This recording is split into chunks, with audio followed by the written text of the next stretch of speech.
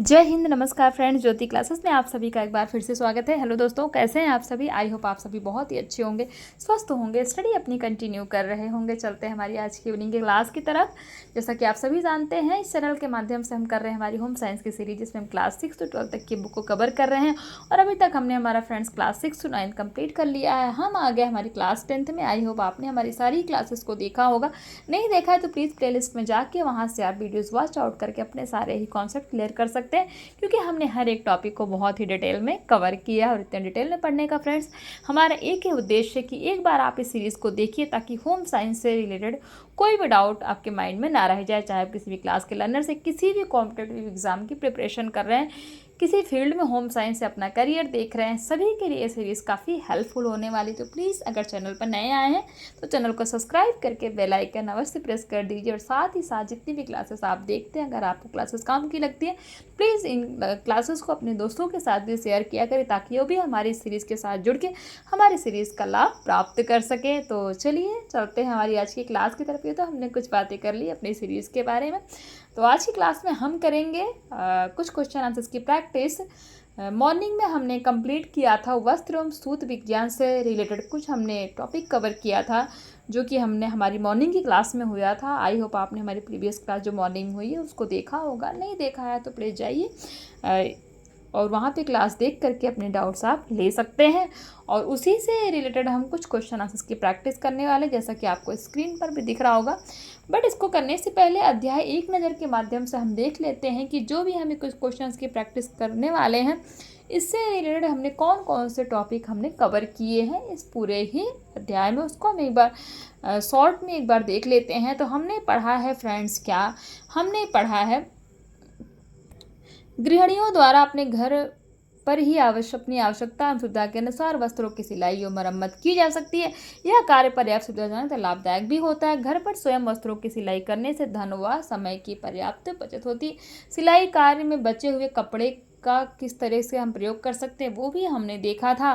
फिर हमने साथ ही साथ सिलाई किट के बारे में देखा था कि जो सिलाई किट होता है वो किसको कहते हैं, और सिलाई किट में कौन कौन सी सामग्री का प्रयोग किया जाता है। वस्त्रों की सिलाई हमने देखा था। कपड़ों का नाप लेते समय कौन कौन सी बातों का ध्यान रखना चाहिए, कपड़ा काटते समय कौन कौन सी बातों का ध्यान रखना चाहिए है। विभिन्न टाकों के बारे में हमने देखा था, और विभिन्न प्रकार की सिलाई के बारे में हमने देखा था। जैसे कि हमने पेटीकोट बनाना सीखा था, पुरुषों का पायजामा बनाना सीखा था, बच्चों का पायजामा देखा था है, और बेबी फ्रॉक है। ऐसे बहुत सारे जो हमने कुछ थे, जैसे कि फ्रॉक हो गया, पायजामा हो गया, इन सारी चीज़ों के बारे में हमने हमारे प्रीवियस क्लास के माध्यम से पढ़ा था।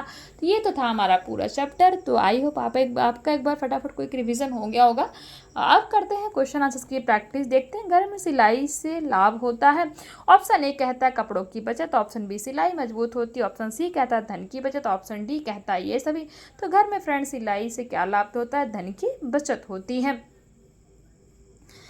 क्वेश्चन 2 कहता है सिलाई करते समय आवश्यकता पड़ती है किसकी?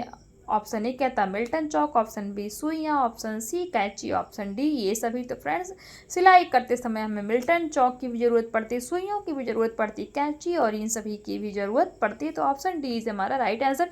क्वेश्चन 3 कहता है कौन सी वस्तु सिलाई किट में नहीं रखी जाती? देखिए क्वेश्चन कितनी बार पूछा गया है। ऑप्शन ए कहता है धागा, ऑप्शन बी सिलाई मशीन, ऑप्शन सी सुइयाँ, ऑप्शन डी कैंची। तो सिलाई मशीन जो है सिलाई किट में नहीं रखी जाती। हालांकि सिलाई मशीन के बिना सिलाई संभव नहीं है, बट सिलाई किट जो हम बनाते हैं उसमें ये रखना भी पॉसिबल नहीं है, इसलिए सिलाई किट में सिलाई मशीन नहीं रखी जाती। इसलिए ऑप्शन बी इज हमारा राइट आंसर। क्वेश्चन 4 कहता है धड़ के नीचे के वस्त्रों के लिए आवश्यक है। ऑप्शन ए कमर या कंधा वक्ष, ऑप्शन बी लंबाई सीट पायचा, ऑप्शन सी बच्च कमर गला, ऑप्शन डी लंबाई गला कमर। तो फ्रेंड धड़ के नीचे के वस्त्रों के लिए आवश्यक है क्या?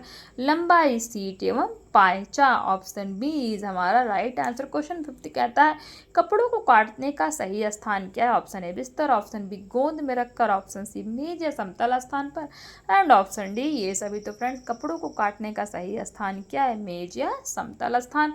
क्वेश्चन 6 कहता है काटने से पहले कपड़े पर किसका निशान लगाना चाहिए अथवा वस्त्र पर निशान लगाने के लिए प्रयोग करते हैं। ऑप्शन ए मिल्टन चौक से, ऑप्शन बी रंगीन पेंसिल से, ऑप्शन सी पेन से, ऑप्शन डी सफ़ेद रंग से। फ्रेंड्स वस्त्र पर निशान लगाने के लिए हम किसका प्रयोग करते हैं, मिल्टन चौक का। तो ऑप्शन ए इज मिल्टन चौक हमारा राइट आंसर हो जाएगा। क्वेश्चन 7 कहता है कपड़ों की कटाई के लिए मिल्टन चौक से निशान लगाए जाते हैं, क्यों लगाए जाते हैं मिल्टन चौक से ही निशान। तो ऑप्शन ए कहता है निशान सुंदर बनता, ऑप्शन बी कहता है निशान सरलता से छूट जाता, ऑप्शन सी कहता है निशान अस्थायी होता है, and option D is saying ये सभी। तो फ्रेंड्स कपड़ों की कटाई के लिए मिल्टन चौक से निशान इसलिए लगाए जाते हैं क्योंकि जो निशान लगता है वो सरलता से छूट जाता है। It means option B is हमारा राइट आंसर। क्वेश्चन 8 देख लेते हैं। सिलाई कितने प्रकार की होती है, कितने प्रकार से सिलाई कर सकते हैं। ऑप्शन ए कहता है 3, option B is 2, option C is 4 and option D is saying that 9। तो फ्रेंड्स सिलाई कितने प्रकार की है, सिलाई 2 प्रकार से होती है। कौन सी, हाथ से सिलाई और मशीन से सिलाई। तो ऑप्शन बी इज हमारा राइट आंसर। इट मीन्स 2 प्रकार की। क्वेश्चन 9 कहता है किस कपड़े को सिलने से पहले कच्चा टाँका कर लेना चाहिए। कौन सा कपड़ा है जिसको सिलने से पहले कच्चा टाँका लगाना आवश्यक हो जाता है। ऑप्शन ए सूती, ऑप्शन बी ऊनी, option C is saying that रेशमी and option D is saying ये सभी। तो फ्रेंड्स किस कपड़े को सिलने से पहले कच्चा टाँका कर लेना चाहिए। तो जो रेशमी कपड़ा होता है उसकी सिलाई करने से पहले कपड़े को कच्चा टाँका करना आवश्यक होता है। तो ऑप्शन सी इज रेशमी राइट आंसर। क्वेश्चन 10 कहता है हाथ से सिले कपड़े में मजबूती लाने के लिए किस टाँके का प्रयोग करते हैं। ऑप्शन ए कहता है कच्चा टाँका, ऑप्शन बी रनिंग टाँका, ऑप्शन सी बखिया टाँका, ऑप्शन डी सादा टाँका। तो हाथ से सिले कपड़े में मजबूती लाने के लिए बखिया टाँका का प्रयोग करते हैं। हमने पढ़े थे ना कई प्रकार के टाँकों के बारे में। क्वेश्चन 11 कहता है सिलाई का सामान रखने के डिब्बे को क्या कहते हैं, यानी कि सिलाई करने के लिए जो सामग्री प्रयुक्त होती है उसको रखने के लिए जो डिब्बा प्रयोग किया जाता है उसको हम क्या कहते हैं। It's very simple. Option A is saying सिलाई machine, option B image, option C बक्सा, ऑप्शन डी सिलाई किट। तो क्या हो जाएगा, ऑप्शन डी इज सिलाई किट हमारा राइट आंसर हो जाएगा। क्वेश्चन 12 कहता है बेबी फ्रॉक की सिलाई में सबसे पहले सिलनी चाहिए क्या। ऑप्शन ए आस्तीन, ऑप्शन बी घेर, ऑप्शन सी कंधे की तिरछी सिलाई एंड ऑप्शन डी घेर की दोनों साइड। तो बेबी फ्रॉक की सिलाई में सबसे पहले किस का मतलब कौन से पार्ट को सिलना चाहिए, तो कंधे की तिरछी सिलाई करनी चाहिए। तो option C is right answer. Question 13 कहता है पेटीकोट की लंबाई कितनी होती है। Option A saying that 80 centimetre, option B 90 centimetre, option C is saying that 10 centimetre and option D 50 centimetre. तो फ्रेंड्स जो एक नॉर्मल पेटीकोट होता है उसकी लंबाई कितनी होती है, 90 यानी कि 90 सेंटीमीटर। ऑप्शन बी इज हमारा राइट आंसर। ये तो हमने कुछ मल्टीपल चॉइस क्वेश्चन देखे। अधिलग उत्तरी में देख लीजिए घर में वस्त्रों की सिलाई के 2 लाभ बताइए अथवा मशीन से वस्त्रों की सिलाई करने से होने वाले कोई 2 लाभ बताइए। तो इनमें इससे धन व समय की बचत होती है। घर में सिलाई से वस्त्र अपनी रुचियों पसंद से बनाए जा सकते हैं और बहुत सारे पॉइंट्स आप इसमें लिख सकते हैं। क्वेश्चन 2 है सिलाई किट बनाने से क्या लाभ होता है, उपयोगिता होती है बताइए। कितनी बार क्वेश्चन पूछा गया है। सिलाई किट बनाने सिलाई कटाई के सभी उपकरण एक साथ सुरक्षित रखी जाती हैं जिससे ये सामान्य रूप से खोते नहीं यानी कि गुम नहीं होते ना आवश्यक पड़ने पर किसी भी उपकरण को तुरंत प्राप्त किया जा सकता है। यही लाभ होते हैं सिलाई किट बनाने से। क्वेश्चन 3 कहता है सिलाई में इंच टेप की क्या उपयोगिता है, यानी कि इंच टेप किस लिए उपयोग किया जाता है देख लीजिए।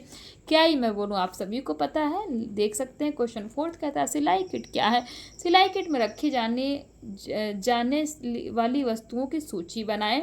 तो बहुत सारी हमने वस्तुएं देखी जिसमें इन्होंने बना रखा है। नंबर 1 में कैंची, मिल्टन चौक, इंच टेप, स्क्वायर, धागे, सुई, अंगुस्ताना और भी बहुत सारे जो हमने किट में पढ़े थे ना, सामग्री कौन कौन सी यूज होती है सिलाई किट में, तो ये देख लीजिए, आप बना सकते हैं। क्वेश्चन 5 क्या कहता है फटाफट देख लेते हैं। सिलाई मशीन की धागा टूटने के 2 कारण बताइए। तो उसमें हो जाएगा सिलाई मशीन में सुई का टेढ़ा लगा होना तथा बॉबिन केस में धागा फंसना धागा टूटने के मुख्य कारण है। क्वेश्चन 6 कहता है नाप लेने की विधियाँ लिखिए।